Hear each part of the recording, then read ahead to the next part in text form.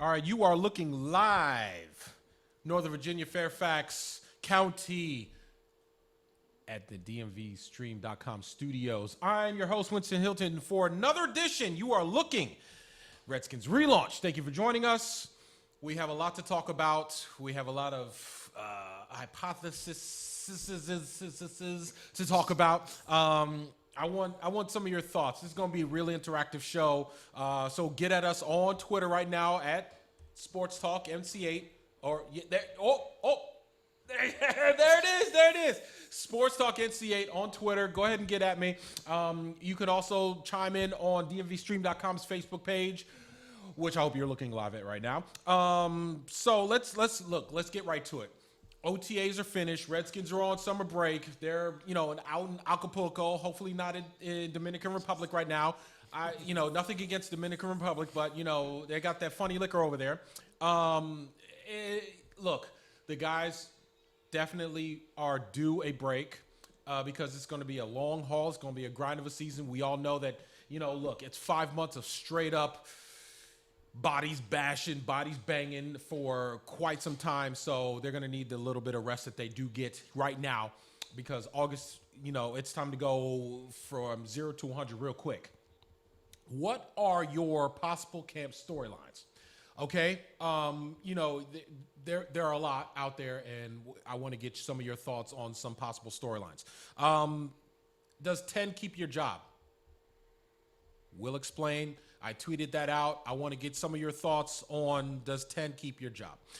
Historically speaking, we got to dip into some history because, look, the Redskins, 1932, a lot of history to be involved, but you don't really have that much history as far as the areas I'm talking about. Helping out quarterback style. Let them Gungam style. No, we're not going there. Look, who looked good this offseason? We kind of tackled this question last week, but I wanted to get some more of your thoughts because it's kind of a good question. Wanted to see who impressed you, whether it be on the field, off the field, what have you. Want to see what people thought of this offseason and their thoughts of who looked good this offseason. Also, who has the most to prove? Who has the most to prove for the Redskins in 2019? The answer is not necessarily so obvious. Dark horses. There are some people that have most to prove, and there are some people that you don't think are going to do that well, but are going to surprise you. I want some of your predictions coming up later in the show. NBA Finals. Nats updates. They have a big week. They finally got going today and started off on a good note. We'll see what happens. I take that back. It started off on a muddy note. Muddy, you get it? All right. But it did start today off well. And Stanley Cup. Yes, we're a year removed from our binges in the fountain and our roll around Washington, D.C. with the cup and champagne and beer and this, that, and other. Now it's another city's turn, and they definitely did have a turn. Well, at least I know one guy did. But with that said, let's kick right into the Redskins. And for that, we brought in a guest tonight. You know him on the show. He's been in this chair, matter of fact, several times this season as well as in 2019. We bring in Colvin Underwood. Winston, what's blue shirt. Good? Nothing much, man. How are you? I'm all right. I'm in my summertime blue. Yes. And I think that is appropriate to be in this festive season. It is the NFL preseason. It is the NBA dominating your offseason, your preseason, and everything else. Oh, yes. But we have so much to talk about. I know we want to talk about the burgundy and gold because I got a chance to see you out there for OTAs with the veterans. And it was eye-opening in a lot of ways. Yes. It was eye-opening in a lot of ways in that got a chance to see the first round Haskins pick. up close. Got to see him up close and everything. And got a chance to see Case. And because they just kind of shoo the media around really quickly, we don't get a chance to really shoot a whole lot of video, which was a good thing because I got to stay on the field and actually watch practice watch plays and make educated assumptions about what I saw, what was good and what wasn't so good, and I saw a lot. Saw They a gave lot. up the ghost. Not really, because the No. Redskins, No, NFL, pretty they vanilla. don't. Yeah, pretty vanilla. Absolutely. But you could look at some things and say, hey, that's interesting. Mm-hmm. Or that guy's moving pretty well, particularly with all the injuries that the team's had in the last couple of years. It's good to see pretty much everybody was there. And then the main person that wasn't there, that story broke while we were there. Yes. And that was Trent Williams saying that, he wasn't going to be at OTAs. Come to find out, he wasn't going to be at OTAs anyway. Anyway, because he had a thing. A thing. Yes. That's a good way to put it. thing. He had He a had a thing. thing. A thing that really he's upset about. And it's really scary. How it was handled by the team. Yeah, which is sad. We talked about that. How can the Redskins rectify the situation? Can they at all? And will they? That remains to be seen. It's still early on in that process as far as Trent's recovery. And as far as Redskins are concerned, talking and, making sure that everybody's on the same page as far as Redskins and Trent Williams is concerned. So we'll get to that. That actually brings me into my first point. What are the possible camp storylines? And that obviously is going to be one of them. Like I said, I want to get to everybody out there. What are your possible storylines? Look, other than the quarterback battle, we know that's going to happen. Obvious. Well, that's obvious. We want some others. It might not be obvious. Well, It might not be. it's still look. You're going to have a rookie quarterback. There's going to be a battle because, with the exception of RG, nobody's necessarily ready to step in just like that, especially if so. you're not the number one overall pick. Correct. But you get this, Jay, the last thing Jay had said was the kid deserves a shot to compete for the job. So it looks like he's going to have every opportunity to become the starting quarterback for the first game of the season, whether that's right or wrong or however you want to look at it. And I think that's interesting in itself. Yes. But aside from that, because I agree with you, because a quarterback battle is a quarterback battle is a quarterback battle. Yeah. What's the other storyline going to be? It has to be Trent. Yes. They need their left tackle. They need their all-pro left tackle there. Now, he might not have to be there for day one because I'm a firm believer if you've been in the league more than X amount of years, training camp is, I don't know, it's futile. Is it futile? If you're a vested vet, it's like riding a bike. Like riding a bike. They talk about continuity and wanting to play, but does he really need to play the first preseason game, that first series? Does he really need to play 2 series in the second game? He probably doesn't need to play the first half of the third game. I would say so. As usually it's kind of the way it goes, what the procedure is. So we might not see Trent until maybe the second or third week of training camp. I wouldn't be surprised. Which is fine. Like I said, if you are a vet like that, I think you've earned that. You've earned that. But like I said, with what happened in the OTAs, maybe it's one of those instances where he was just buying himself some time. Could be.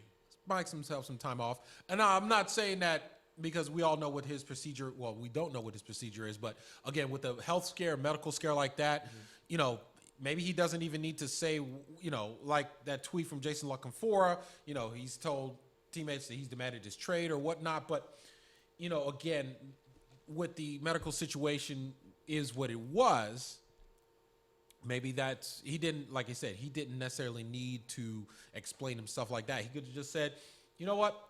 I'm handling my situation medically. I'm not going to be there. Done.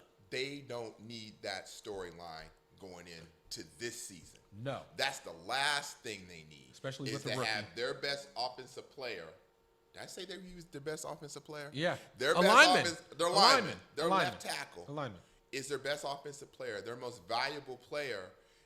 You don't want that kind of distraction going into training camp. You want all things to be focused on, winning the division or just getting off to a good start in the season or staying healthy. You want that to be the storyline. You don't want Trent being out to be the storyline because that means there's a huge hole on the offensive line. And if you want to play, I think that plays in if you want to play the kid and start him.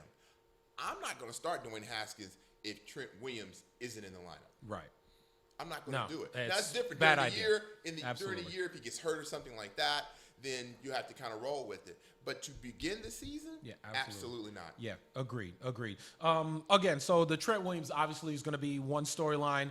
Another storyline I thought of was, okay, so you have your rookie quarterback, you have your lineman that may or may not be there. What about in the backfield? Darius Geis. Will he be healthy? Is he going to be ready week 1? Is he even going to be on the field for training camp? What say you out there in the Redskins land? Is he going to be, do the coaches bring him back early? I mean, look, he tore his ACL first preseason game last year, so it was August. So this is, at this point, it's a 10-month rehab. May not be there yet. I mean, look, ACLs are between 9 and 12 months, depending on, whether or not you're Adrian Peterson, who can come back next week, or if you're a guy like, we don't know the type of physical attributes that Darius does have. So at this point, 10 months in, do the Redskins have him on the field, training camp, full pads? Great question. I don't think you have to rush it. I think that running back is probably one of the strongest positions on the team. AP showed that he still has it in the tank and then some. Yes. And you got Fat Rob. Hey, Skinny Rob now. You got Skinny Rob. You got Skinny Rob. Skinny Rob. You have Chris Thompson, Yep. who looks like, wow. You see Chris Thompson? He's put on probably 10, 15 pounds of muscle. He looks unbelievable. He took the weight that Mason Foster lost. Yep. Yes. Nicely done. Yes. Very good. There we go. That's where it went. Oh. So he's bigger, stronger. And you have P. Ryan. Who is impressed. Yeah, who has Yes. impressed. Yes. So this might be the strength of the team, so you don't have to bring back guys immediately, but you would like for him to get the reps, a few reps in the preseason, just to see if he's a go, if the knee's going to swell up, things of that nature. But I think at running back, they are set. And if somebody can emerge out of that group, you want to see if Skinny Rob can emerge. You want to see P. Ron can emerge. You want to see if Marshall can emerge. Maybe somebody emerges that kind of steps up. So now you really don't have to rush to bring Geis back. Right. So we'll see. But I think running back is one of their strongest positions. And I don't really worry about the running backs at all. I really don't. I think that's going to be the strength of the team on offense. I think particularly if you play Haskins, you're going to need a strong running game. Yep. And I think even if Case even starts, you want to take the pressure off your quarterback, and a running game will do that for you. Now, see, my thing with the run game for the Redskins has always been, are they going to call actual running plays? We know Jay gets pass happy. Is he going to actually call a running play? And like you said, they might be the strongest group offensively. Okay, but might as well use these horses. I'm going to set you up, though. Here's a nice little softball pitch to you. To the biggest question mark on the offense, other than the offense, on the offensive line, but you run the football if you have a problem throwing the football. Yay! So who's going to catch the ball from the kid or from Case? Who's going to? Well, we know who that guy is. Who's that guy going to be? Chrissy, CT, Chris Thompson, 25. He's a running back. Yeah, but at this point with Jay's offense, he loves to run those plays. Okay, but you have to have the guys with the WR after their names to get to where you're trying to get to. So it's sort of like the Star Wars scene where they have a vote of no confidence for Senator whatever you gonna call it. Vote of no confidence in the group. Now, mind you, the rookies look good. The rookie has some Paul Richardson looked healthy. You better hope that he can stay healthy. Stay healthy. Because that's your speed guy. Yeah. But how about somebody, to one of your questions, somebody's got something to prove? Yes, we'll get to that later on because because he's got something to prove. Yes, absolutely. He's got something to prove. Absolutely. But the point I was trying to make to you is that your running game is only as good as your passing game. Your passing game is only as good as your running game. So if they can run the football effectively, that'll open up the passing game. If they can't pass, they're in trouble. Yeah, well, we know this. They're in trouble. Yes. All right. And I'm not even talking about the offensive line because the offensive line needs to stay healthy. So you have a lot of ifs, maybes, and buts on offense. Other than the running backs. Yes. Quarterback, question mark. Because who's going to start? Correct. Who are they going to throw the ball to? Correct. Question mark. Question. We didn't even talk about Reed. Right. Or Vernon. Yep. or Sprinkle. That would Which be might be the second. That might be the second best group on offense. On the tight offense. ends. Is it bad that you were talking about running backs and tight ends as your strongest? Right. Bad. But they're proven productivity in both of those positions. Yes. Maybe not the productivity you want at tight end, If but they we stay know healthy. that Vernon's a very good blocker and he can still catch the football. He's a freak of nature. And then we know that when Josh is healthy, Reed, that he's one of the better tight ends in the game. We know that Sprinkle is probably a combination of both. A lot of size, a lot of athletic ability, and it's somebody that might emerge, somebody you would love to see step up, and be a contributor on offense. They need him. I think we'll talk more about Sprinkle later on in the show as well. All right. So everything's on offense. Everything is question marks and what ifs are on offense to me. Gotcha. Jordan Reed was one of my storylines as well. How will he be used in this offense? Can he stay healthy? Obviously, is a storyline. Let's go to the defense. Now, last year when the Redskins started out, they were highly ranked on defense. They were top 10 in the league, nearly top 5 in the league. Created turnovers, stuffed the run. I mean, at one point they stuffed Zeke. They stuffed they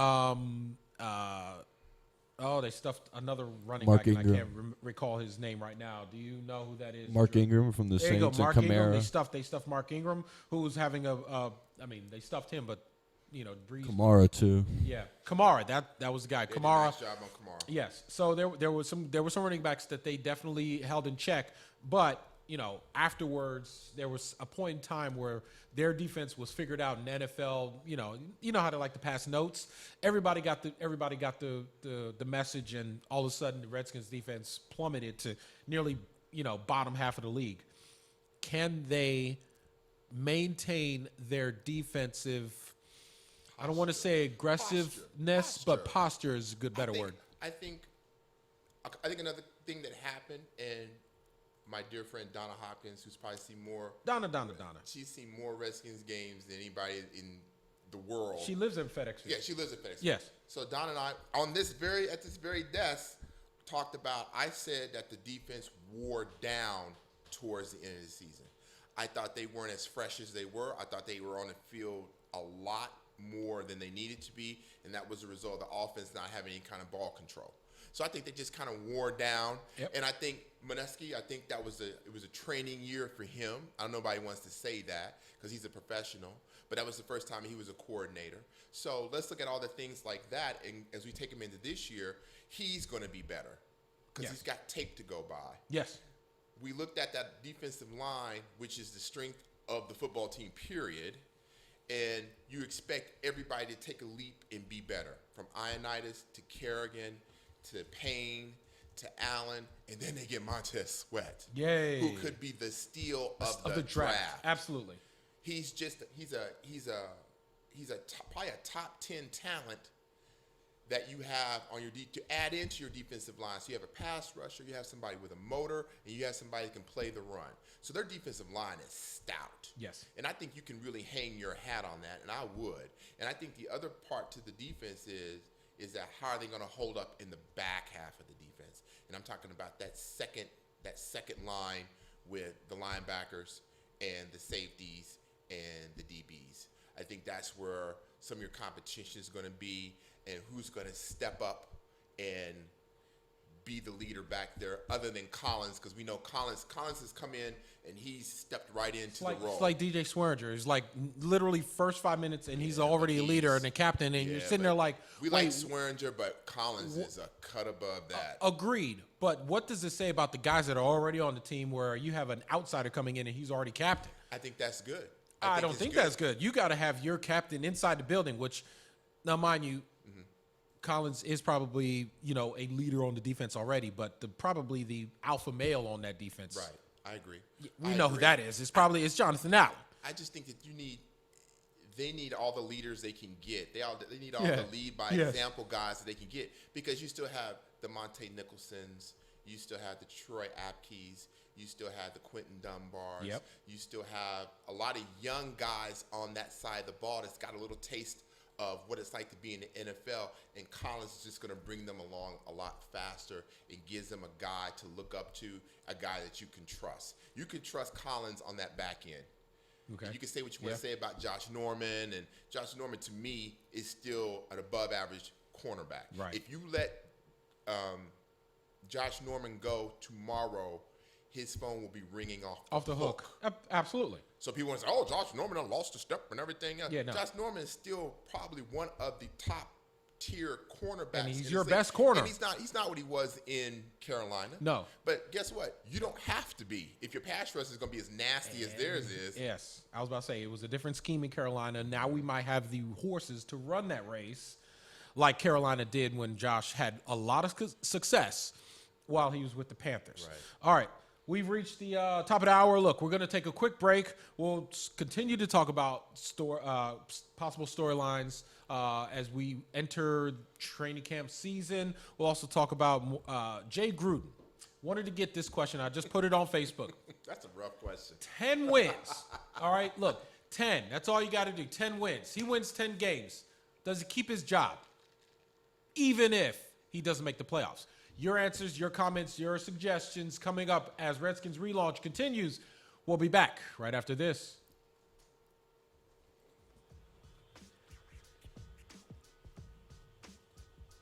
Mic's off.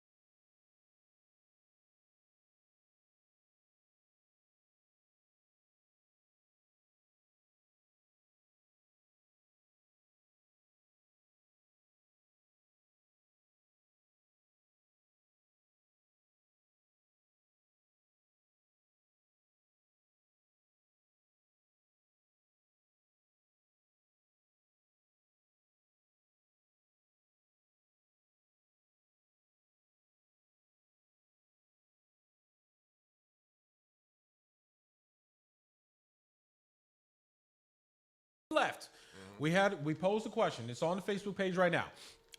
If Jay Gruden wins 10 games this year, would you keep him as head coach, even if the Redskins do not make the playoffs?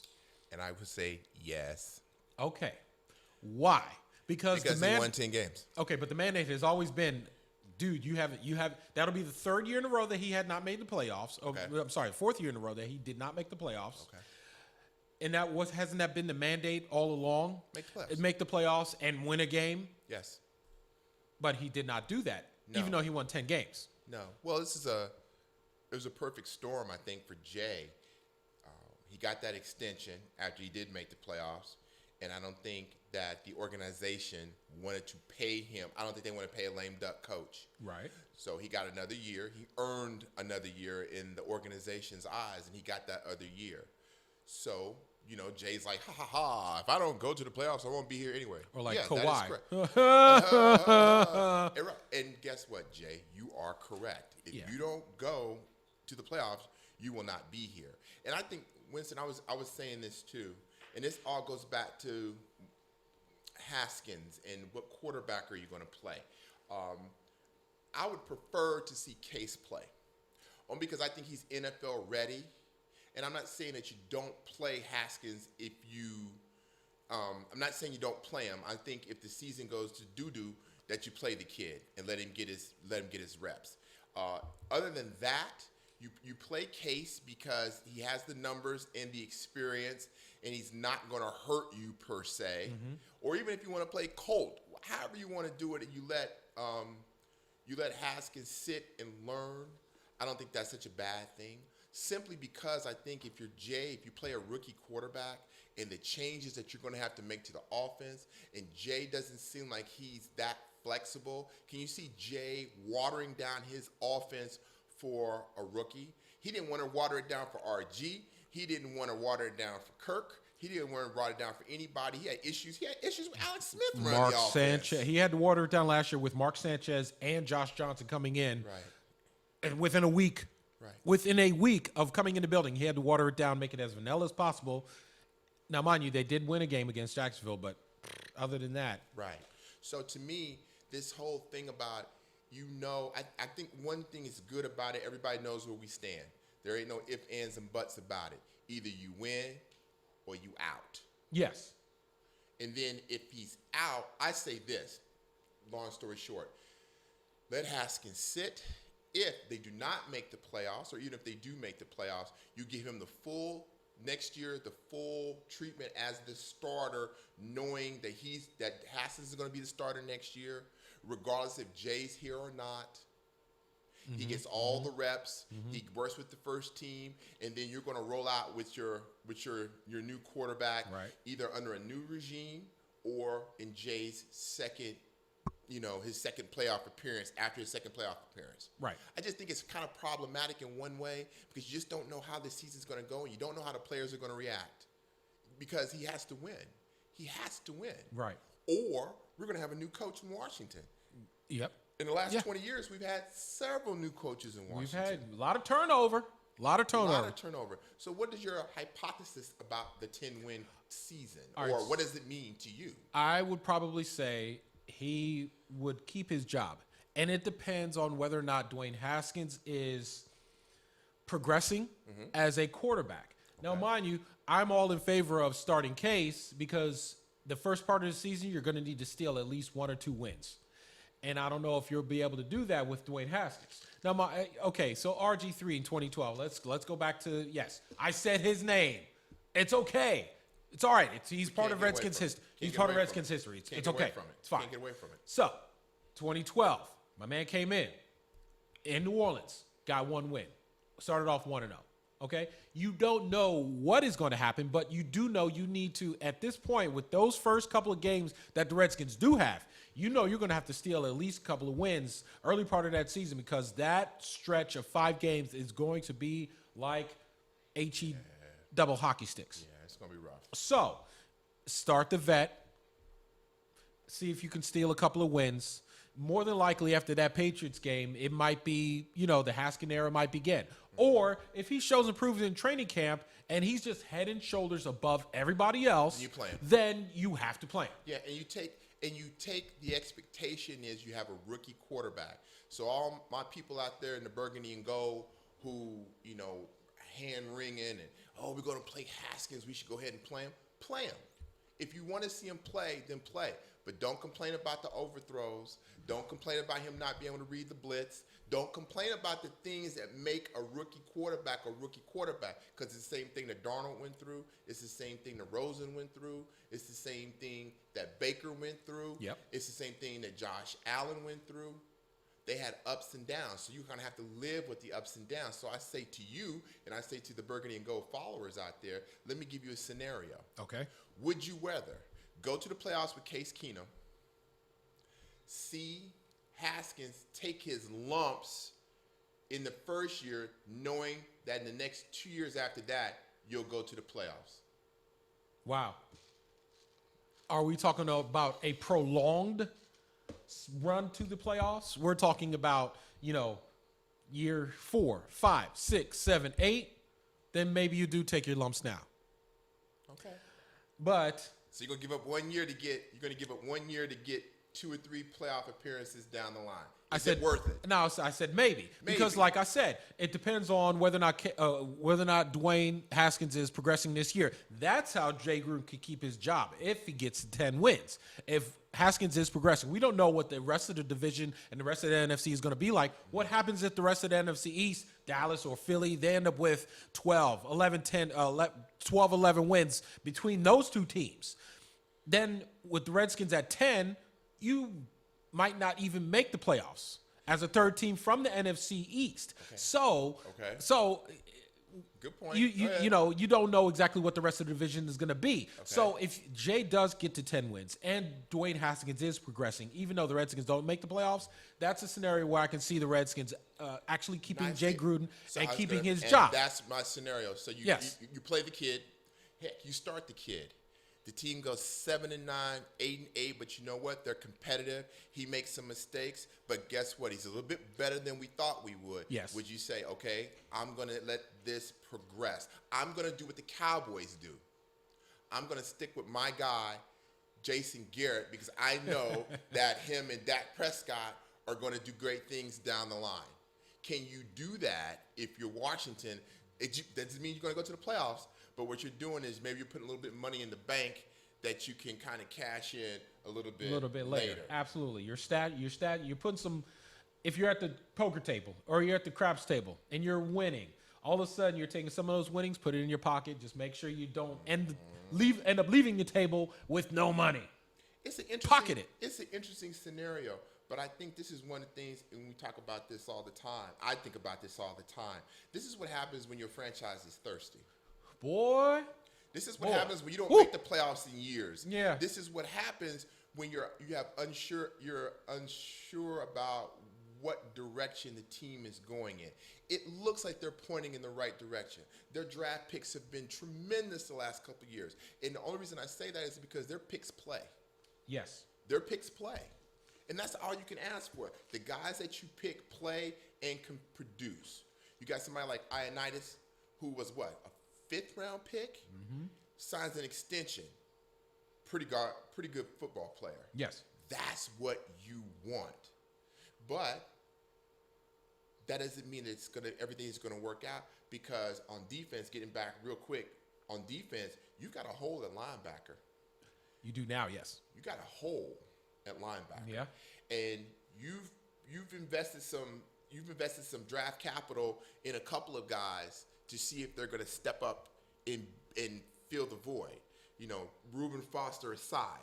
Yes. Reuben Foster aside, because he's not going to be around. So if he's not going to be around, I'm not going to really talk about him because he's not really in the picture. Yep.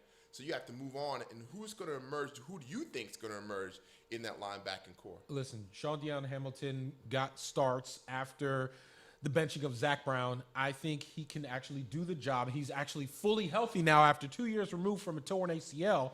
So he could be that guy, but he just has to show and prove. Now, mind you, Mason Foster may end up getting the starting slot, but where Sean Deion Hamilton is coming from, Alabama, Alabama North. They don't take mediocrity too well. Number one. Number two, Mason Foster is a kid that is always at the right place at the right time. You might criticize him for not being the fastest guy or not being the strongest guy, but he knows where to be. And chances, more than likely, he ends up making the play. More than likely, he ends up making that play because he's in position. Now, mind you, Sean Deion Hamilton, sort of like, what's my guy's name? He ended up playing linebacker, ended up going to the Giants, had a lot of potential, was as fast can be. A recent guy, and I cannot remember his name. I'll come up with his name a little bit later, but Something Robinson, right? That's his name. Yes. I can't remember his first name. Robinson. Okay, I got it. Oh, yes, Robinson, linebacker. Okay. He had all the potential in the world, as fast can be, but he was never in the right position. Keenan Robinson. Keenan Robinson, that's my guy. Yes, 6'3", 240. Yeah, ran like yes, a he deer. had the full. He had The package, but he could not read. Well, I shouldn't say he could not read the defense, but over the length of his film, his tape, he would overrun plays. He would overrun plays. He was not in the right position. Or he'd get blocked out of position. Correct. Or whatever. He would shoot the wrong gap. Right. Mason doesn't do that. So you, in learning terms, as far as Sean Deion is concerned, you can't have that spillover. You can play him in places where you know he's going to be able to succeed. That's the problem with my coaching staff. This coaching staff for the past 5 years is that you have you have good enough players, but they are never in position in order to succeed. You have guys now that you can put them in position to succeed. Let's do that now. And let's hope that the Redskins could put a player like Sean Deion Hamilton in the position to succeed. He can make plays and he can, have that good tape where he can eventually, learn up, as Jay would say, his position. It's going to be, I think, for the fans of the team, that's where you want to look at in the preseason. I think you fix your eyes on that linebacker position and see what's what there. And I think linebacker is a position, though, in the league overall, Winston, I think you can find somebody. Somebody's always getting cut in training camp. Yeah. Particularly at the end of training camp, you might find a cap casualty, a good veteran that gets bumped out by some young guys. Yeah. You can find, like they found Zach Brown was kind of one of those kind of deals. Yep. So I think, though, you have to fill that position with some quality because your front four is so nasty. It's good.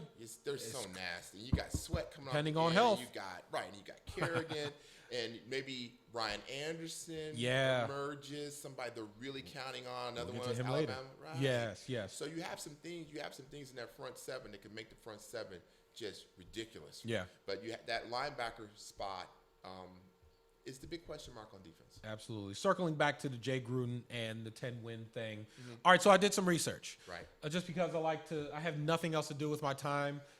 It's not like I have a family and children and a job and 3 jobs. I just wanted to do stuff. Right? Yeah, so, something to do. Again, the question is, if Jay Gruden wins 10 games this season, and he doesn't make the playoffs, do the Redskins keep him? Now, there are coaches that have been in that position. Let's go back to the most recent coach that, he made the playoffs. He didn't win 10 games. Right. But he ended up getting canned. You got to go back to 2017, Mike Mularkey of the Titans. Remember that? Remember that was your team. They lost to your team, the Chiefs, and Alex Smith. Yes. They were 9-7, made the playoffs. They did not have a great showing. Correct me if I'm wrong.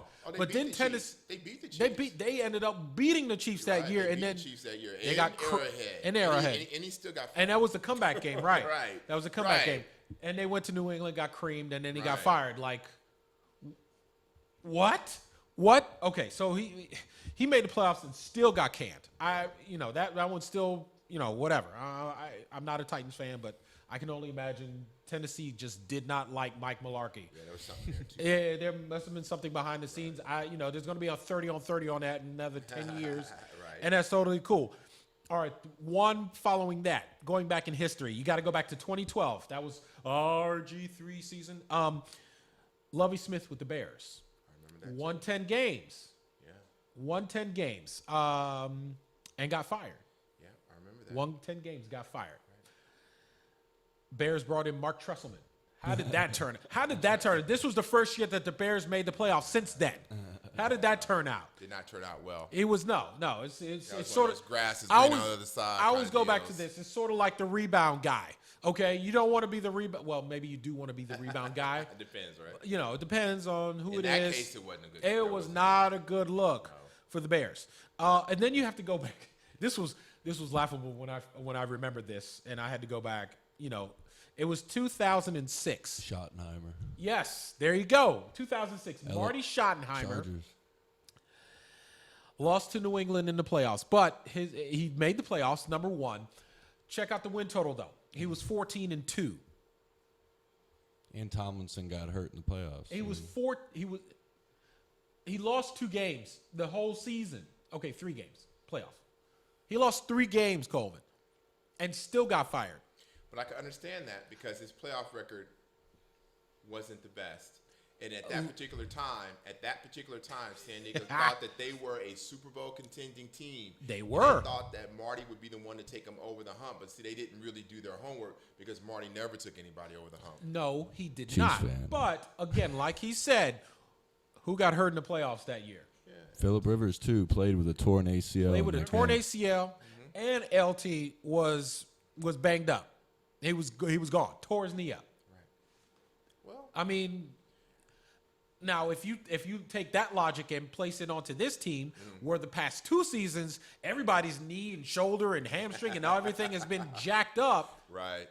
and my man's won 14 games over the past 2 seasons. Come on. I'm not going to go to church or anything like that, but you know that's a little cray cray. Make a very interesting point. I think though the proof is in the pudding with Jay, and so it's time for Jay to show and prove. Oh, no doubt. You know, I mean, quite frankly, 9-7 is really not going to get it done unless they win a division. It's not. Or unless Dwayne Haskins comes in and just tears it up. And tears it up. And those are huge ifs because you know Philly's going to be loaded. You know Dallas is going to be loaded. You know, despite the fact that New York made all these crazy moves in the offseason, that it's still the New York Giants, and they're still in your division. So you know nothing's going to come easy against them. So if you're Washington, you go into this training camp and you go on optimistic. I think there's a lot of good things for them to build on, but we've got to answer the question marks. We've got to answer the ifs. Yep. If we can answer the ifs in the affirmative, we might have a very good year. We might have a very good year. Schedule the way it is and all, and they have a tough schedule. Yes, but you know, I think I want to see the team just compete on a weekly basis. I want to see that they're in every game and have a chance to win every game.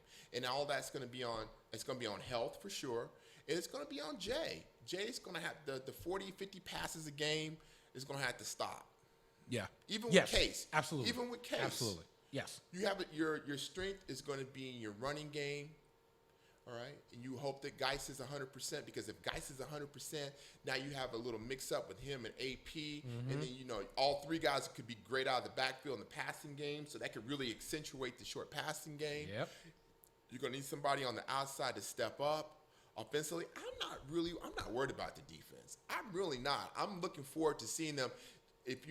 Winston, if you were watching at the OTAs and stuff, the defense was way ahead. Oh, absolutely. They looked sharp and quick off the ball. You were just kind of like, ooh. Defense is going to be ahead when you have 2 guys learning a new system and they're literally there for the first 3 weeks. So I expected that, but for them to look the way they did against these guys, especially for some of the other guys like, you know, the linemen, tight ends, the receivers, you expected a little bit more, but regardless of the fact. Look, let's take a quick break. We're going to talk about who has the most to prove and who are some of your dark horses going into this season. I'm with Colvin Underwood. See you in the DMV Twitter. Right here, Sports Talk, NC8. Get at us. We're on Facebook Live right now.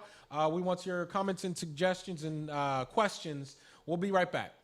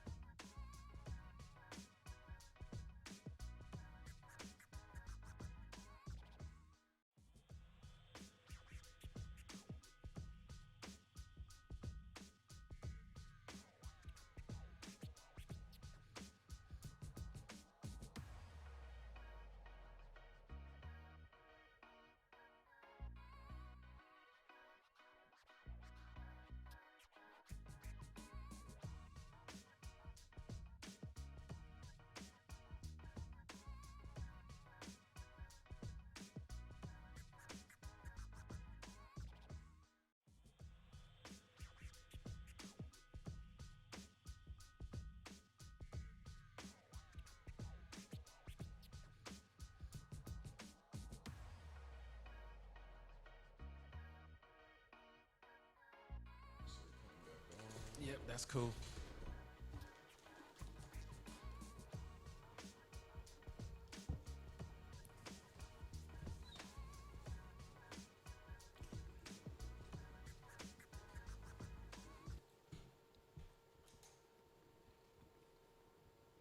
All right, welcome back to Redskins Relaunch.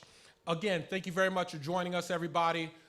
Get at us on the Facebook Live right now.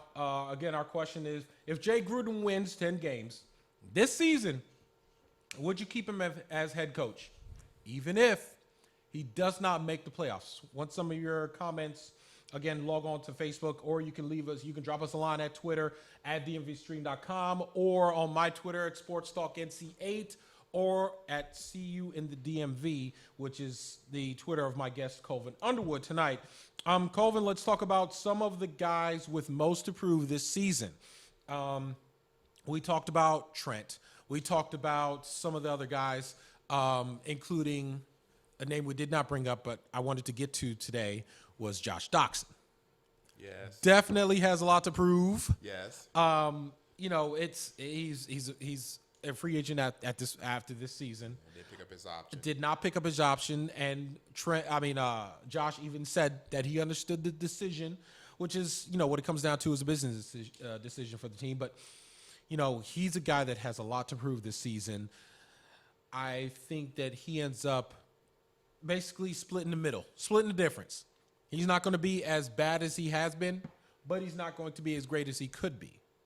So, in that thought, my thinking is the Redskins still end up letting him go. And then what ends up happening is he goes to Tampa Bay and all of a sudden flourishes. It's going to happen. It is a lot. He hasn't shown us that he's going to flourish anywhere. No. For our first round pick. No. And wide receivers in the first round, unless your last name is Green or Ridley or somebody like that. Hopkins, right. Who was taken how many picks after him? Right. So not Hopkins, the other receiver from Houston. Oh yeah, you're right. Yeah. Okay, I blank on his name too. Yes, Will Fuller. There you go. Fuller, yes. Right. Wide receivers in the first round is a hit and miss. You think about Rashad Perriman, Baltimore, and he's not with Baltimore anymore. No. And so it's But hard. they made the call. They did. They made the call. It was a need pick, and it still is a need pick Yes. for Washington. You like to see the young man do well. You want to see him succeed. If he's successful, that means the offense is successful. I mean, it's a direct correlation. Yep, absolutely. And then maybe he becomes Case's favorite receiver, or maybe he becomes Haskins' favorite receiver. Nonetheless, I think during the season, they need production from Josh Doxson. He knows it. Jay knows it. Everybody knows it. It's probably the most obvious part of this upcoming season is how Josh Doxson is going to do. Yes. So we'll see how it goes. I can't really say if he's going to produce or not. I think we just have to see. First of all, is he healthy? Can he stay healthy? He doesn't get nicked up or has a hamstring or a calf or a toe injury. Yes. Those toes, you need 10 of them. Gotta have them, right? And so these things happen to receivers. I think for Washington, you've got to have a standby, or you got to have. Is it the kid? Is it the fourth round pick? Is it McLaurin or is it McLaren? McLaurin. Yes. So maybe that's why you picked him in the fourth.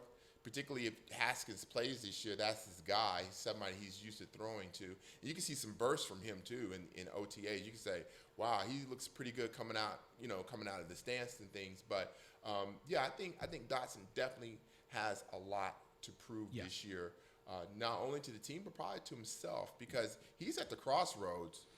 Bone Thugs and Harmony. He's at the crossroads in his career. We've seen, like you said, he could go someplace else and flourish, or he could be what Washington thought that he could be when they first drafted him. Yes. Because guess what? Everybody doesn't hit the ground running and become successful in the league. Sometimes it does take a minute or two to figure it out, to be healthy, to put everything together to be what people thought that you would be, or thought that you might be yourself. So it's going to be hard, Winston, to see. I just don't know. Right. Again, I come back to question marks and ifs, and he's a big question mark. Big question mark. Another guy I think has a lot to prove. We talked about it earlier in the backfield.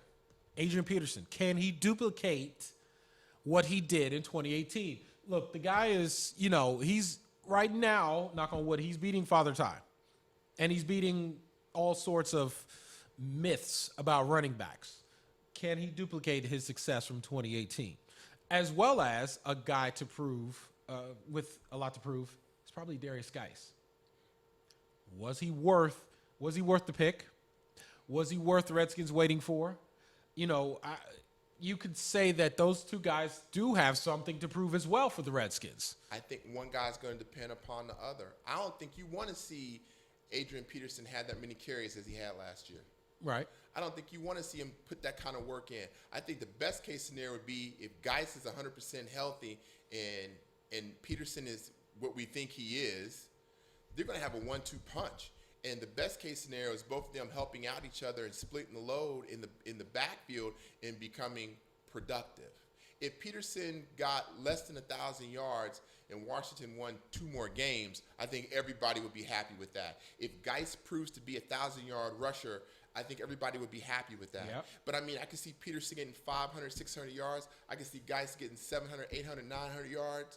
And you got 1,500 yards between 2 backs. Yeah. That's a winning combination. That's pretty good. That is or pretty if they're good. rushing for 2,000 yards, in which case, that would you even be you have a monstrous. ground game, you have time of possession. Means your offense is on the field so much more than your defense. Right. And like you said before, the defense got gassed because the offense didn't know what they were doing last year. So that would be great. It was. That would be great. One thing Absolutely. leads to another, and it can only benefit the offense in the long run. Yes. Another guy that I thought had a lot to prove is a popular guy, Jordan Reed. Jordan Reed, can he stay healthy? Number one, can he fit in this Jay Gruden offense? And when I say that, I mean, is he ready to block? You're asking for a lot. Look, You're it's asking pretty for a easy. lot. It's pretty easy to stay on the field as a tight end. You got to do a job. You can't just stay on.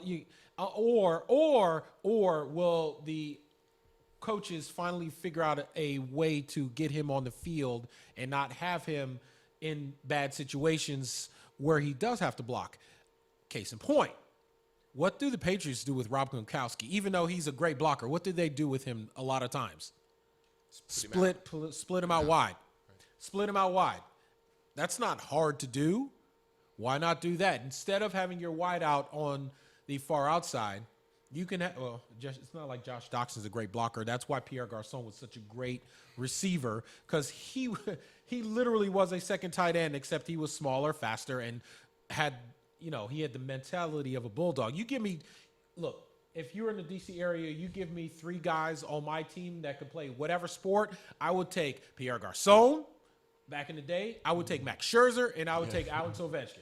You give me those 3 guys, we could go play any game. Play basketball, tennis, badminton, golf, football, basketball. We get in bar fights. Those 3 guys, I'm cool with. Right. I mean, Max is right now pitching with a black eye and a broken nose. Pretty tough, right? Pretty tough. So is Jordan Reed going to be? When you say that, he has a lot to prove this season. He had, again, another guy who's at the crossroads. He's at the crossroads. And so if he has a great season, he still might not be with the team because of cap number. So he's got a lot. He's got a lot to give. We know he has the ability. He played more games last year than he has in the last 2 or 3 years. He was relatively healthy. We just didn't see the kind of production that we were hoping to get. Yep. Again, another if guy. I think anything he gives you is just gravy. If he can be, be that security blanket for third down guy that you can go to, that can move the change, I think that's great. I think to expect anything more from him is unrealistic. Okay. I really do. Yeah. I think because I think he's probably topped out as far as talent goes. We've probably seen the best of Jordan Reed. Okay, fair enough. We probably saw him at his zenith when he was really with RG. Yes. We really saw him at his zenith. 2016-17 season. Right. Yeah, absolutely. So he's still here. He's still around. And I know that they'll definitely have plays for him in the offense, and I think he could be a weapon. He's going to have to be a weapon. All hands on deck. Anybody that can catch the football from Washington, from Trey Quinn to Dotson to Reed to Vernon Davis to Sprinkle to CT, whoever can catch a football, the help wanted sign is out. Yes. At Ashburn. The job is yours. The Literally, the job is yours. Who's going to come up? Who's going to step up and be a go-to guy? Who's going to step up and be the guy, hey, throw the ball to me. I'll be the person not only to catch the ball, but be dependable enough to make it happen. I'll be that. They don't even know. They have no idea. Youngsters, please go. No idea. Man, please go Google Redman. I'll be that. All right, so wanted to get to another topic before we get to some other DMV sports. Dark horses for this season. What players will be dark horses to have huge breakout seasons? I got a couple in mind. Think about it while I give you a couple of players. I won't go into all my bag of tricks. But a player that we talked about earlier and Coach Jay Gruden likes right now is Samaje Perine. He might be a dark horse. I know there's not a lot of space in that backfield, but he could have if he could supplant Darius Geis in the training camp. If he has a great training camp, he might get some more touches that he normally would not have if Geis was healthy. So if he can start off really good, I think Perine could have a good season, but he's got to maintain it because we know that the Redskins might bring Darius Geis along slowly, rehabbing from a torn ACL. He's one guy that might be a dark horse this season. Again, he's got to start off really good. We talked about Terry McLaurin. He's a dark horse as well. He could come in and take a receiving starting slot off the bat as a rookie. He can start. He could literally start week one if he wanted to. Just gonna have to take a little bit of work. And this is barring any injury. He could just come out and flat out beat Richardson and Doxson or whoever. He could come out and do that. Now, another guy in that same core that could be a breakout guy, a dark horse, is Cam Sims.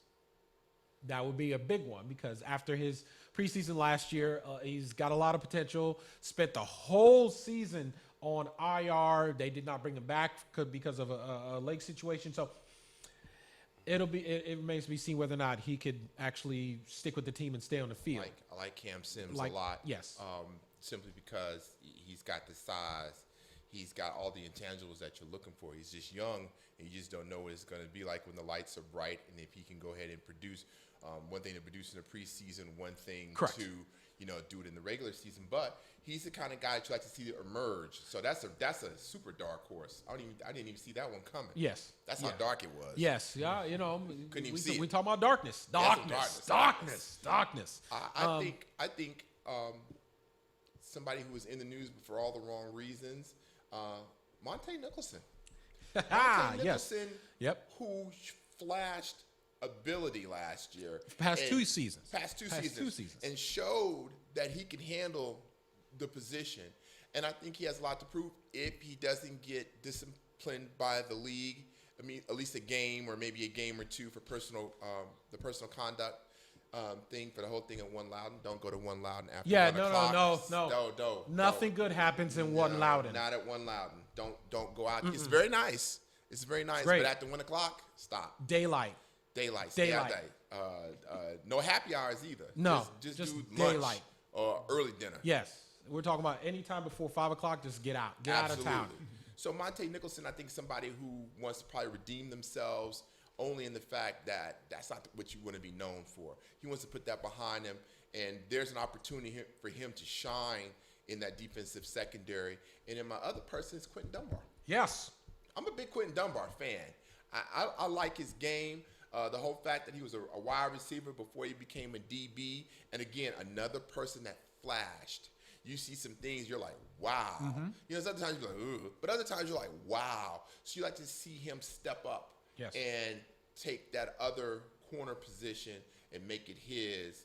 And then now you have two top corners, decent corners that you can match up with. Yes. That you're going to have to match up against the Amari Coopers and everybody else that's out there. So I like to see those guys on defense. And let's see another dark horse. Maybe Morgan Moses. Ah, okay. Because you don't know. Okay, let's say Trent comes back. Right. But one thing about that is you want those bookend tackles. And in the run game, him and Sheriff in the run game, and being able to run the ball on the right, most coaches' tendency is to run to the right. So you're going to want him to stay healthy. Yes. And be productive, and maybe even take the next step to be an elite right tackle. Because he's been around for a while. He knows his system. I think he's one of the leaders on offense. I think you want to see him emerge as well. So I think that would be a dark horse candidate for me, somebody that you want to see take this next step and become elite. Right. Got you. Those are definitely two names that were on my list. I'll add two more guys. It's one guy we actually talked about earlier in the show was Jeremy Sprinkle. I think he's the best of both worlds. He can block and he can catch. I think this year is going to be, you'll see big growth from him. He's learned from Vernon Davis for the past 2 seasons. He's learned from Jordan Reed. He's been in the tight end room. He's learned from his coaches. I think this year you'll see him step up. It is that time for him to do that. If he's going to be what they think he can be. Yes. Because he has quite a bit of potential. Yep. And in this offense, you're looking for somebody who can step up, somebody that can emerge. He might be the candidate. That's another dark horse. Yes. He might be that guy. Like you're like, oh wow, Jeremy Sprinkle. Yes. Wow. Okay. Yeah.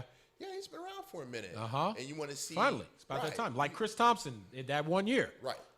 Boom. The thing about Washington is all their young. They got a lot of young guys that's been in the system for a couple of years, and this is the 3rd year, maybe in the 4th year for some of these guys, and maybe the light bulb goes on, and maybe you're like, I got this. Mm-hmm. And it's going to take that kind of collective effort for them to succeed. Yes. It's going to take some of the kids to step up and become football players and produce. Yes.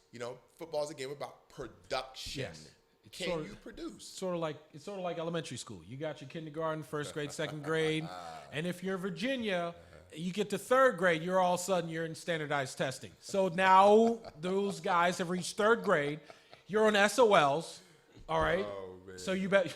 Look, nobody wants to fail. You don't want to end up in the bottom half of your class or whatever. So go ahead and just go ahead. Look, get the testing and get it done right. The last guy that I said was a dark horse on the defensive side was a guy we talked about earlier as well, Ryan Anderson. He can come up big. It's not like he has huge shoes to fill. He does have big shoes to fill. He doesn't have huge shoes to fill. And Preston Smith, yes. Yeah, but there's a spot that they need somebody, and he's that guy. And he's it. One of your picks. Again, they've been so good about their picks being able to play. It's time, particularly for him. Yes. It's time. It's time for him to slide in that position. This is what they drafted him for. This is what they projected him as a starter when they drafted him. He's not a project guy. He's not a project. No, we thought you were good enough to play. That's why we drafted you. Yes. And so now, stay healthy and produce. Because he could give them such a lift. Yes. He can give them such a lift, take that front 7 and really take them to another step. So I agree. He's one of those guys you definitely want to keep an eye out for. Yes, absolutely. So, all right, let's move on to other DMV sports. Again, we talked about it earlier. The Nationals, they're on the field right now. Max Scherzer, broken nose and all. He's at this point. Monster. I mean, look, like I said, give me those 3 guys: Max, Pierre Garçon, and Alex Ovechkin. Give me them for. Look, we can go through a decathlon of different sports, fights, whatever. If it's a fight, I'm going to hang towards the back, if you don't mind me. But the Nats right now, they're leading. Again, dude's got a broken nose, and he's still out on the mound pitching. That could be something. We're looking for that moment for the that Nationals. Thing. Yes. We're looking for that thing that's going to ignite them. If it doesn't get you fired up, that your ace is on the mound, give me the ball. I broke my nose. My face is all jacked up. I still want to go out there and do my thing. If that doesn't get it done, I don't know what's going to get it done for them, because we've been waiting for the Washington Nationals to show a pulse. We've been waiting for them to show, some kind of fire. For 2 years. For a while. Since Dusty left. And Yeah. they're in the thick of things, but they're not in the thick of things. They're 4 games under 500 now because they won the first part of that doubleheader. So they're close to 500, but 500 is not going to get it done in the NL. Nope. And Atlanta looks like they're legit. Philly has been playing good. We're not even going to talk about the Central. We're not going to talk about the Dodgers and the Cubs and the Brewers. And there's a lot of teams out there. So Washington has to get in their P's and Q's, but maybe they can take a cue, so to speak, from Matt Scherzer and start getting this thing together. Yes, absolutely. I think look, this is the week. You got Philly in town.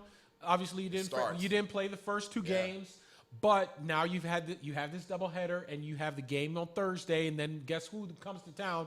The Atlanta Braves, the division winner from last year. So you can do this. It can still be done. And really and truly, it's getting late early, okay? If you want to make moves, if you want to gain ground, this might be the week. Yeah, but Winston, they got to go on a 20 game, yes, 5 1 month run or yes, something. Absolutely. They've got to take 2 out of 3, 2 out of 3, 3 out of 4. Absolutely. Maybe get a split here and there, but they can't really. You can't be split. You can't split every series from now on. You can't really lose any more series. You got to be on the positive sides of these series. Absolutely. And they're getting this time, and you're not going to even talk about how this thing. We've gone from the hot seat for Davey Martinez being very, very hot to maybe cooling off just a bit. Just a bit. Not just a bit. Just a bit. So we still have a lot of baseball to play. We still haven't even made it to the All-Star game yet. So All-Star game is in July. So we haven't really got there yet. But I think from now until then, if the team can maybe play a little bit above 500, get over that 500 mark, maybe you'll have a shot, because you got 3. Corbin's a stud, Strasburg's a stud, Scherzer's a stud, mm-hmm. and you hope Sanchez pitches a little bit better. He's been doing better over the past month. And if your starters are doing well, you're not taxing the bullpen. Mm-hmm. Maybe the hitters will come around, stay healthy. Eaton and Trey and Rendon can fall to bed and hit 300. You don't have to worry about him. Yeah. He's gonna be there. But you want to see Robles and Soto, continue to get better as younger players. So I don't know if they'll make the playoffs, but I think they can play better baseball. Me and my boys voted for the All-Star game this morning, and we talked about it. They're 8 years old. We talked about it, and they were voting for all these guys I had no clue about. They were like Joey Gallo and this, that, and other. I was like, who is this guy? You guys have been watching too much MLB Network. Anyway, so we got to the Nationals, and I said, I don't care really who you vote for, because they voted for Rendon. They voted for Soto. And I said, if you guys don't vote for Howie Kendrick, you could just forget about Rendon and Soto. He's one reason they're still even. At this point, you have to vote for Howie Kendrick, because if it weren't for him, the Nats would probably be still 10 games under 500. Or Martinez would be gone by now. Oh, absolutely. So that was a little funny story. I'm not even paying attention to baseball. Baseball's I'm not really fun. paying attention We to love baseball. We love We're not paying baseball attention to here baseball on Redskins Relaunch. Because the NBA rules. The NBA Oh, rules gosh. everything. Cash since- rules everything around me. Look, Get the money your dog. Absolutely. Cash rules everything around. Robbery. Hit the money. Dollar bill, y'all. Right. All right, so the Raptors won the finals. Were you surprised at all? After KD went down, because KD didn't play, it had to shift to the Raptors. Yep. And Okay. Kawhi proved. You're talking about something that was perfect. That was perfect. Perfect storm for them. It was yes. a perfect storm for Yes. them. Here's the best team in the league the last 5 years, and their best player KD is out. Yep. And we didn't know how serious the injury was. It was serious that he tore his Achilles. Yes. So that means that when he went down against Portland, he was really hurt. Yes. He was really hurt. And so once it was confirmed that he might come back and did come back, you had to think that Toronto was going to win. They were just they were too fresh, too strong, too confident for Golden State. That game 5 where he did come back. I mean, look, when he stepped out on the floor and scored 11, and you were like, oh, okay, well, we got a new series now. We had a new series, but it didn't work out that way. No, it did not work out And that we- way. And we on had top of that, I mean, Clay ended up going down in the clinching game. I mean, it was the perfect storm for Toronto. And here's the other thing. I think one thing that we forget as sports fans and how to marvel at let's marvel at what the old timers did. The Bulls, Magic, Isaiah and those guys. You are playing 100 games a year. Yeah. The Warriors played 500 games in 5 years. Yes. Yep. That's a lot That's of a lot of running. games. That's A lot a of lot running. of games. Yeah. And so what happened was they just ran out of gas. Yeah, absolutely. I mean, KD has been putting it down for years. They needed wait a an minute. oil change. And KD's been in the playoffs. Let's say he's probably played 1,000 games. Yes. Yes. Right. They needed it exactly. They needed an oil change. They did. The body is transmission. not made to go up and down like that for that long. As my dad said, the car needed a tune-up. I mean, they don't even really do tune-ups. And you go to the mechanic, you're like, "Can I get a tune-up?" They're gonna be like, "What are you talking about?" Right. They don't even do that anymore, Warriors right? they needed a tune-up. Right. So all right. So more with the NBA. Obviously, big trades. AD to Los Angeles for basically all those picks. We could talk about that.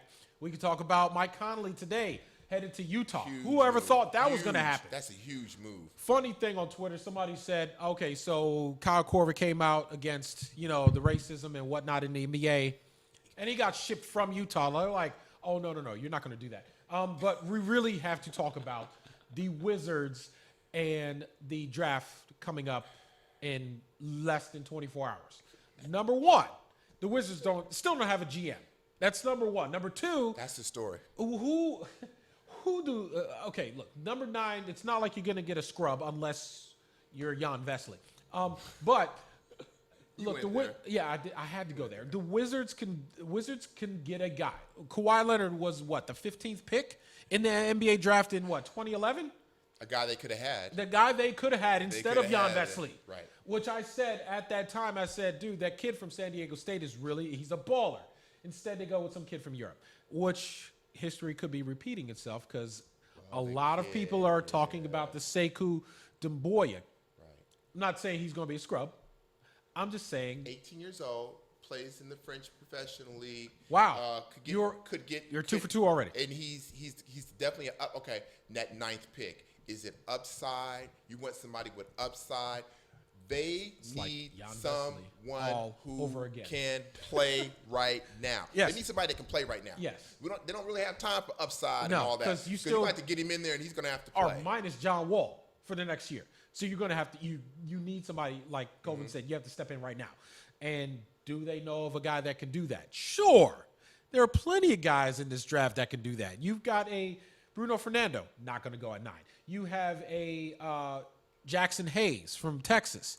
The person A little bit too high, possibly. The person I thought immediately when they got 9, I said Jackson Hayes is that guy. His dad used to play for the Chiefs. Did you know that? Oh boy. Yeah, his dad was tight end for the Chiefs for years. Okay. So he's athletic. It always comes back to Kansas City. He's athletic. All right. He has some of the things that you want, but he is another. He's a potential project. Upside. It's a project Guy. Project. So who is ready at 9?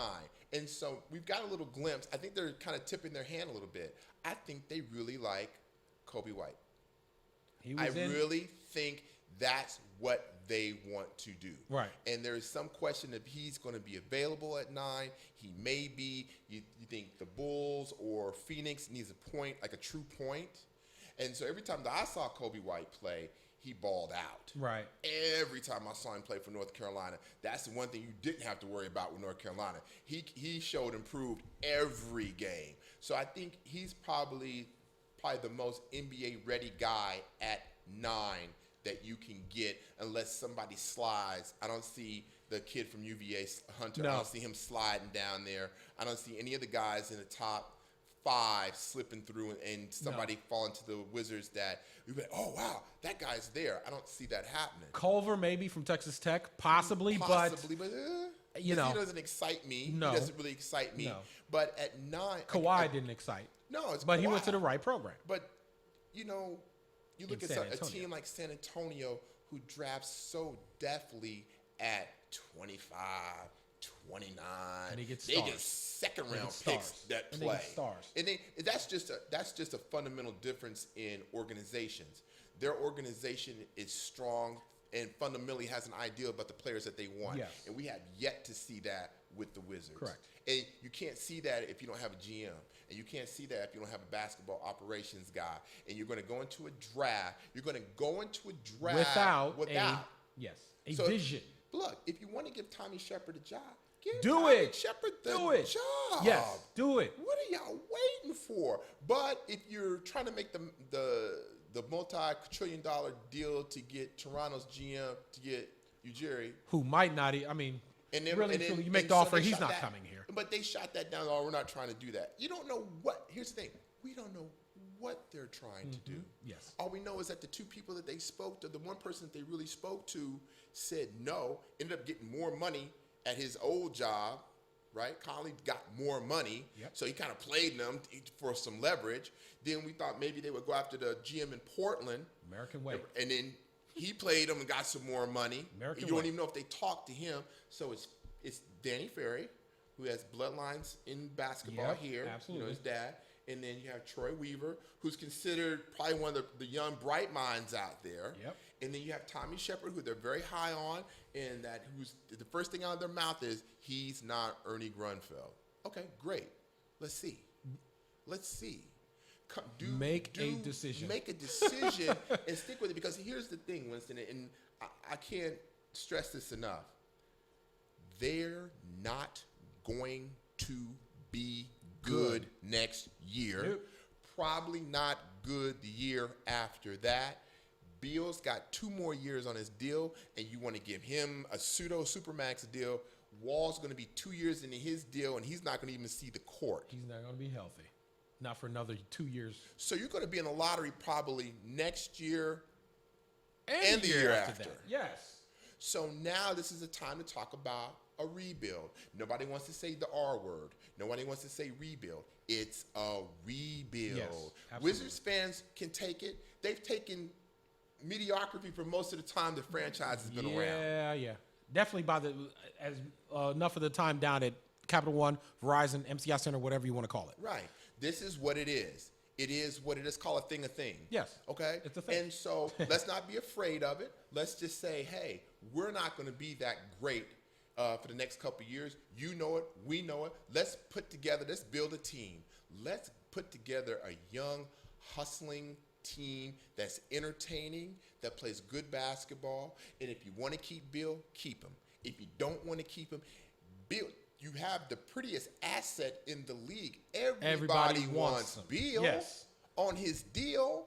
Yes. So now this becomes a loyalty thing where, Bill's our guy and da-da-da-da-da-da. Well, that don't get you nothing. That's what happens when the owner makes that decision. We've dealt with this before with the Redskins.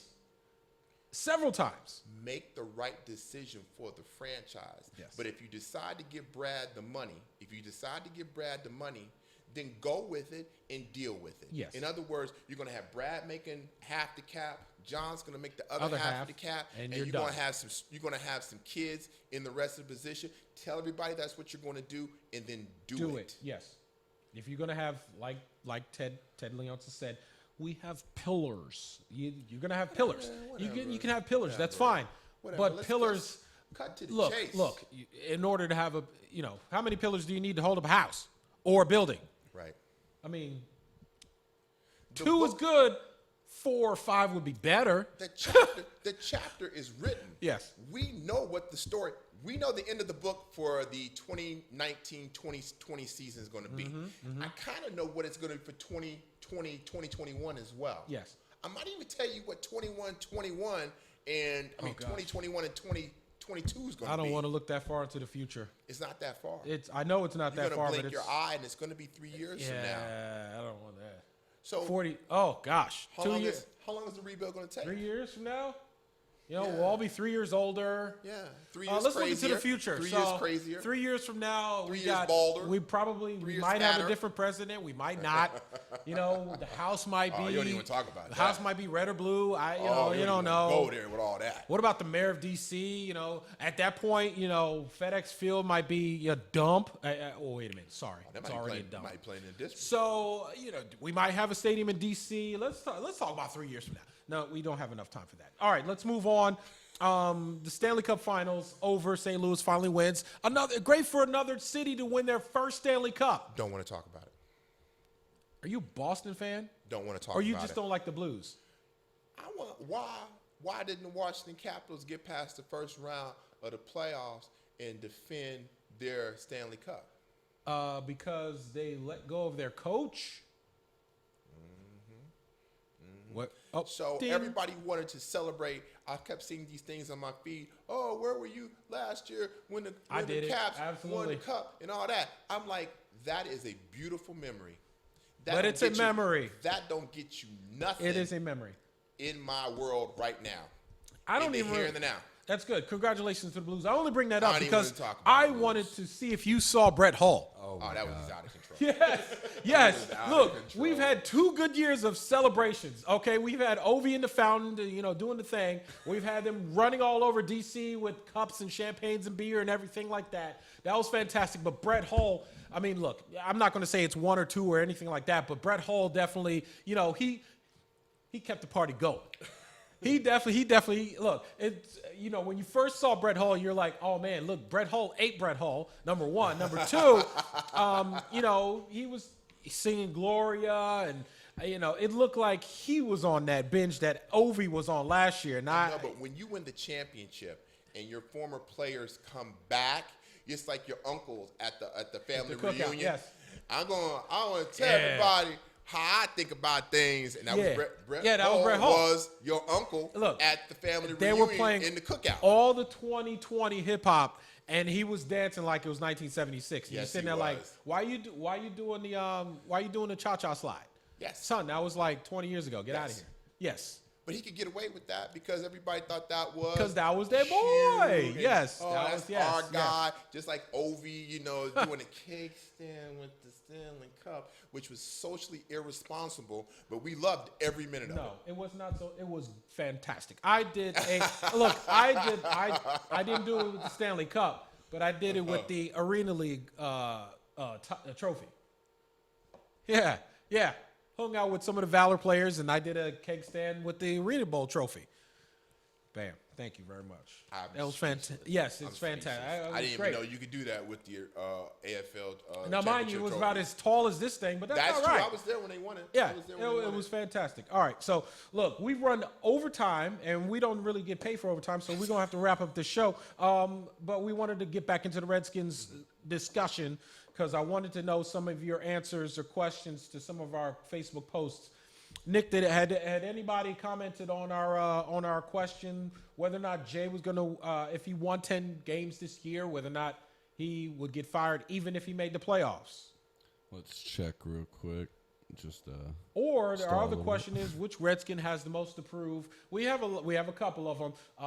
Again, if you want to comment on this, you can get at us on Facebook or on Twitter, Sports Talk NC8, or you can get at CU in the DMV at Twitter or at DMVSTREAM.COM on Twitter. We want some of your feedback on our questions. Another question that we had was, who was your dark horse this season?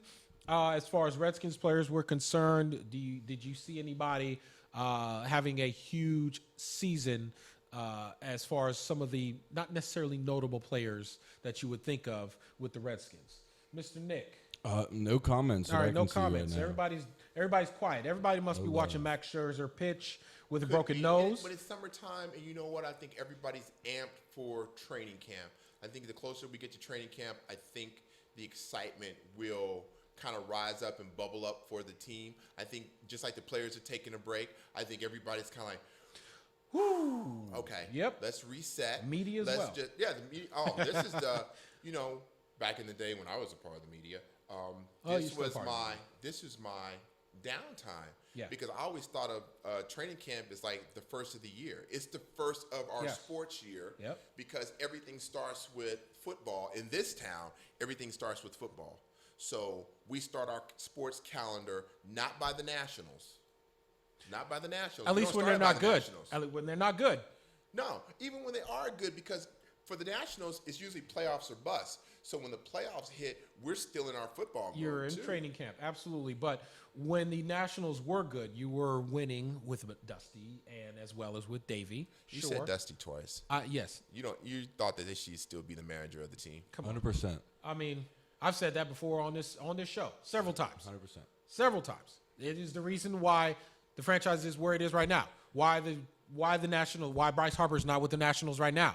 You decided to make that change in this last year of his contract? Really, learners? Really? Where's the side eye? Give you a side eye like that. I can't even do it right. But yes, when the Nationals, when they're good, yeah, you could start the season with that. But when training camp starts, guys, what's the number one sport in this town? Football's always going to be king. And what's the interest going to go? If the Nats even go on this 30-5 run if the Nats are in first place, say in August. Everybody had the MLB playoffs fever when the Nats won the playoffs those 2 years. Everybody did. Everybody had that red on, not the other red. I'm gonna here's your hard left. Okay. And they announced that it looks like Haskins is going to be the starter for Washington this year, and the Nats are in first place in August. What gets more attention? Where does the interest lie? And where's the bubble? Where's the heat? Where's the needle? Where's the needle? Is it Southeast? Is it in Southeast at that ballpark? Depends or on is it at Ashburn? Now depends on who you're asking. It's like the polls, the political polls. Depends on who you're asking. Okay, I'm asking the regular DMV representative that's been here for a while, the real sportsman. I'm not talking about transient. I'm not talking about the person that's moving in D.C. with a $3,000 rent apartment. I ain't talking about that. I'm talking about somebody who lives in Seat Pleasant. I'm talking about somebody who lives in Alexandria. Again, I'm that's talking why I said it depends on who you ask. Because Okay. yes, those are Redskins fans. Did I say that out loud? Yes, those are Redskins fans. Okay, they're The still the $3,000 majority of the people. that's the $3,000 rent, folks. They Nats fans. Take from that what you wish. I'm not trying to say nothing. I'm Take just from saying that- something. Well, I mean, That's what I'm people saying. can draw their own conclusions. Okay. With that said, we got to wrap this thing up. Nick, thank you very much. Hitting the switches. Is there anything that you would problem. love to say? Man, Thanks, you've been Nick. quiet all day, man. Nick, you're too quiet. Man, you guys did a great job today, and I agree with everything. That's why I had no rebuttals. Nice. Fantastic. Well, look, if you want a rebuttal, that's fine. You can do it. You could be absolutely wrong, or you could be absolutely right. That's why it's just called an opinion. And it's totally fine. It's, hey, what's First Amendment? Say what you wanna say. Freedom of speech. Say what you wanna say. Freedom of speech. I like that better. They should just Freedom. forget the freedom of speech and just call it, just say what you want to say. Say what you want to say. We need to modernize the Constitution. Now stop now. That's funny. Stop. That's Because funny. we That's just go good. out over the That's good. airwaves. You don't want to be, That's good. controversial. No. I'm just stuff saying, like that. update it as far as language is concerned. Just say, you know Somebody's what? trying to do that. The First Amendment. Somebody's trying to man, do just that. Just say what you want to say, man. Somebody's trying to do that. Just meet what Somebody's you- trying to really change all that. Meet where you want to meet. Okay. Just, you know what? Just be careful. do what you want to do. Just be careful. First Amendment. That's funny. Be careful. That's good. Be careful saying that. I'm not even going to talk about Second Amendment. All right. With that, look, we're in Virginia. It's fantastic. Oh. Boom. What? Huh? What? Look, I know. What? We can't hear you. All right, look. Okay. Thank you, everybody, for watching. For each and every episode of archive episode of Redskins Relaunch, catch us on DMVSTREAM.com. You can hit us up on the Facebook page at DMVSTREAM.com or hit us up on our Twitters. Boom, Sports Talk NC8, as well as at DMVSTREAM.com on Twitter. We want to hear from you because this is your show, not my show. This is your show. Thank you to, boom, you just saw him right there, Colvin Underwood. You can get at him on Twitter at CU in the DMV. In the DMV See on you Twitter. in the or DMV. DMV Sports _1. DMV Sports _1. One. You can get a hyper local sports coverage that we like to do. And I think I'm going to go to training camp. I think you're going to go to training camp at and, least for a day look, and just hang out. Take your air conditioning with you because it's going to be What's gonna be 8,000 degrees. but For hot those, out there. yes, for those that are going to be at training camp, I actually want to hear from you. Send me your first stops when you get to training camp. That's going to be our question of the week next week is what is your first stop when you get to Richmond? Where are you going? Whether it be hotel or restaurant or actual training camp? The, Where's the barbecue spot. where? I know. The Ray, barbecue spot. Yes, Ray Nance. Yes. Okay. Yeah, absolutely. But what's your first stop when you get to Richmond? When you get down to training camp? That's going to be our first question next week as we roll on Redskins Relaunch. Again, thank you very much for watching. We will see you here next week. I'm your host, Winston Hilton. Thank you very much. Bye.